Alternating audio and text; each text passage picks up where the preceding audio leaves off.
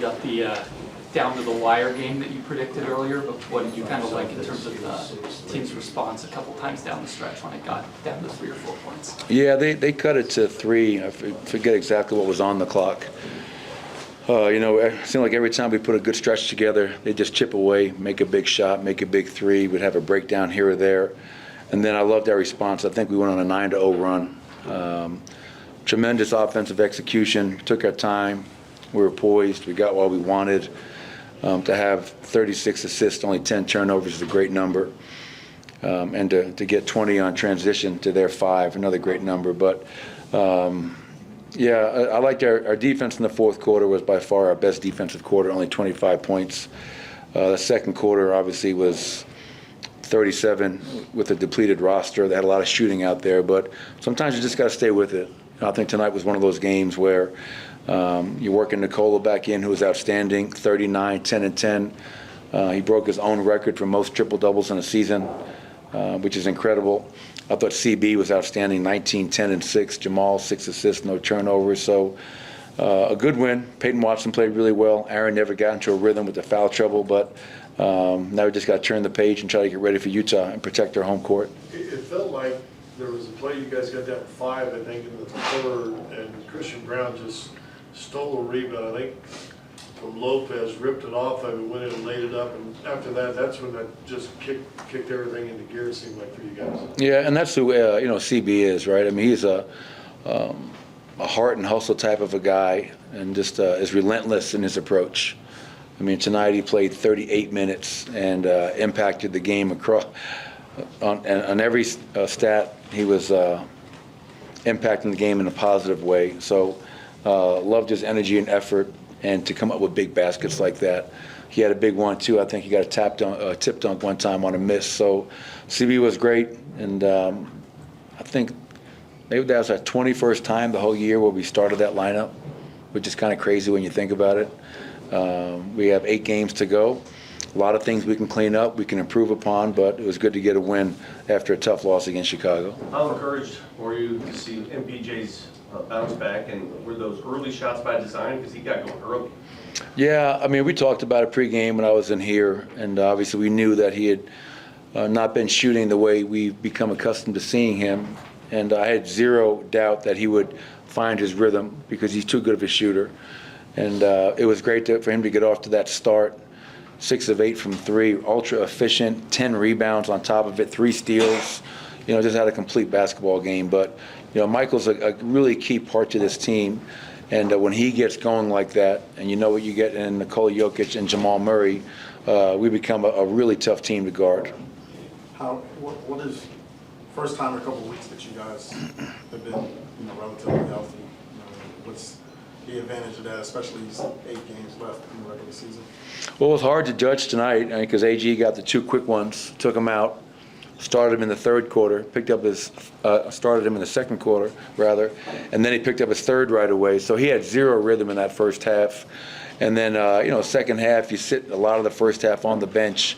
But what I do know is when we are healthy, that lineup has won a lot of big games. They know what it takes on both ends of the floor. They know each other.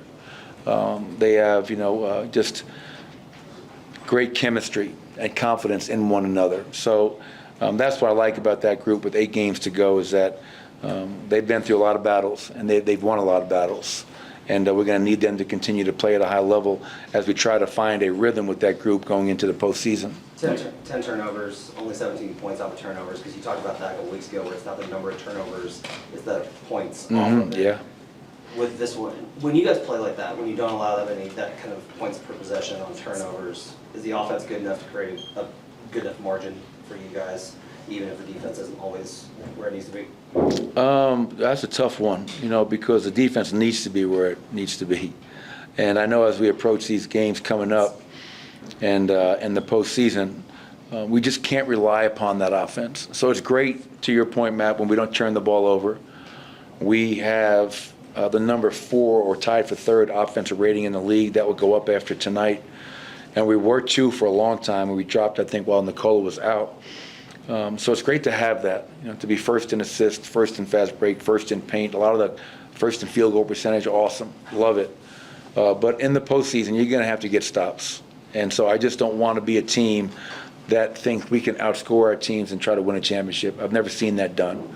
And so defense has to be a part of the conversation. The stats tell you, Nicole had a great game, but did you see a difference in him from the rest? And maybe can he benefit, because we're never used to seeing him sit out this many games in a row. Could he maybe benefit? Does he look different from the rest in your mind?